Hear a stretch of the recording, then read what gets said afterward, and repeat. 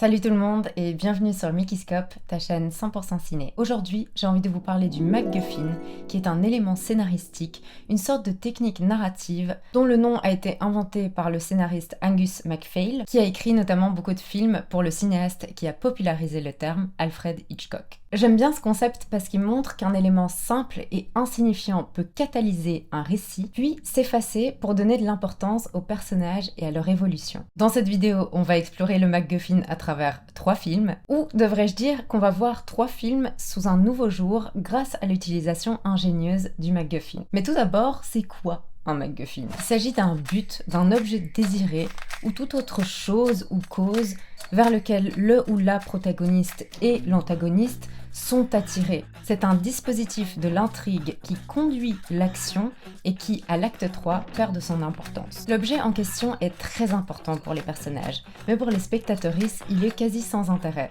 C'est-à-dire qu'on pourrait l'intervertir avec n'importe quelle autre chose et ça changerait rien à l'histoire. Le MacGuffin fait donc avancer l'intrigue, il oblige les personnages à agir et constitue une source de tension et de conflit, mais il n'a pas de valeur intrinsèque et n'ajoute pas de sens à l'histoire. Et puisque le MacGuffin n'a pas de valeur intrinsèque, il sert à mettre en évidence d'autres aspects plus importants du film, et c'est ce qu'on va voir plus tard dans cette vidéo. Ce qu'un MacGuffin n'est pas. Un MacGuffin perd toute son importance s'il prend du sens dans le 3e acte. Si, par exemple, il est utilisé pour tuer un méchant ou s'il sert à détruire ou à gagner quelque chose. Encore une fois, le MacGuffin est important pour le récit et pour les personnages, mais il ne sert pas à résoudre l'intrigue. Le terme a été employé de manière incorrecte depuis que George Lucas l'a utilisé pour décrire R2-D2. Par la suite, chacun y est allé de sa sauce. Il a été utilisé pour décrire l'anneau dans Le Seigneur des Anneaux ou encore Rosebud dans Citizen Kane.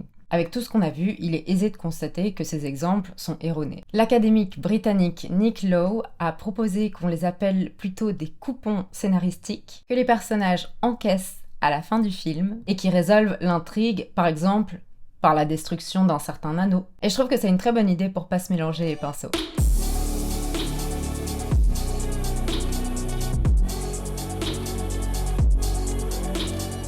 Alors, on va survoler cet exemple parce que vous allez vite comprendre de quoi je parle. Dans Titanic, au début, on est dans le moment présent. Le collier, qu'on appelle aussi le cœur de l'océan, représente l'extravagance et l'opulence du début du XXe siècle, l'amour et le sacrifice dans Titanic. Ce sont les fouilles initiées pour retrouver ce collier dans l'épave qui se trouve au fond de l'océan, diffusées à la télévision, qui font en sorte que Rose rejoint le chasseur de trésors Brock sur le bateau et qu'elle commence à raconter l'histoire qu'elle a vécue à bord du Titanic. Ce qui fait du collier un MacGuffin, c'est en ce qu'il sert à déclencher le flashback sur le bateau, et qu'après ça, il ne constitue pas un élément majeur de l'intrigue, et il est même assez insignifiant. À bord du Titanic, il est d'abord présenté comme un objet de valeur appartenant à Cal, un industriel riche et arrogant. Il offre le collier à sa fiancée, Rose, jouée évidemment par la talentueuse Kate Winslet, comme symbole de sa richesse et de son désir de la contrôler. Toutefois, le collier n'emporte jamais en soi.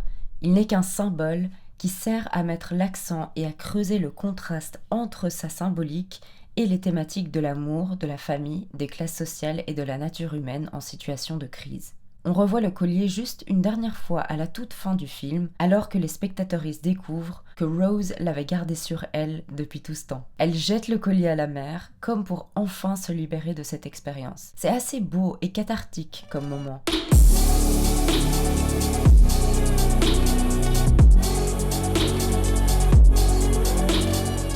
Pour notre second exemple, on part dans le cinéma de Hitchcock qui a donc contribué à populariser le terme MacGuffin. Dans Psycho, si vous en rappelez, on suit Marianne Kane qui vient de voler 40 000 $ à son patron. C'est cet argent qui la pousse à fuir et qui, de ce fait avancer l'histoire. C'est pour ça qu'elle s'enfuit de la ville et qu'elle finit au Bates Motel, dans lequel elle subira le sort que tout le monde connaît. Suite à ça, Norman, sans le savoir, jette l'argent dans la voiture et la fait couler. Ce qui fait de cet argent un MacGuffin, c'est en ce qui sert d'élément déclencheur au récit et perd toute son importance dans la seconde moitié du film. Dès le meurtre de Marianne, plus personne s'en rappelle, tout le monde s'en fout de cet argent, on l'a oublié.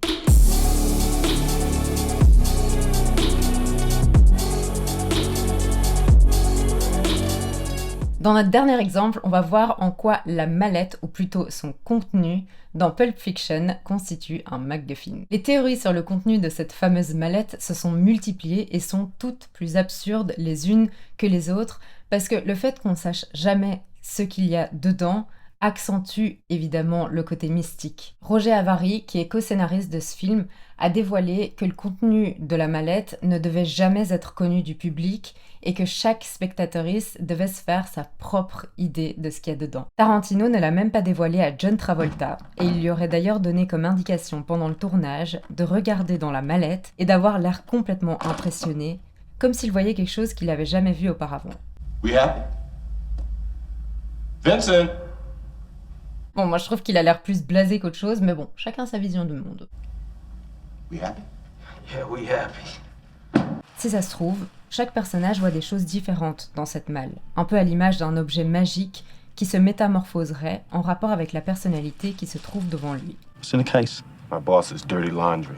Ça pourrait aller d'un objet très convoité à l'objet de leurs fantasmes et rêves les plus enfouis. Peut-être justement que cette malle renferme une idée plus qu'un objet, et que si son contenu était explicité, celui-ci perdrait toute sa valeur. Dans ce sens, sa valeur ne pourrait être exprimée par des mots, car le contenu de la mallette change le cours de la vie des personnages qui l'ouvrent. Is that what I think it is? Donc, il s'agit de quelque chose d'abstrait, qui provoque pourtant un changement très concret dans la réalité. It's beautiful. God damn it, what is it? En gardant l'attention des spectateuristes sur les réactions des personnages qui regardent dans la mallette, Tarantino fait de son contenu une substance qui a un caractère universel.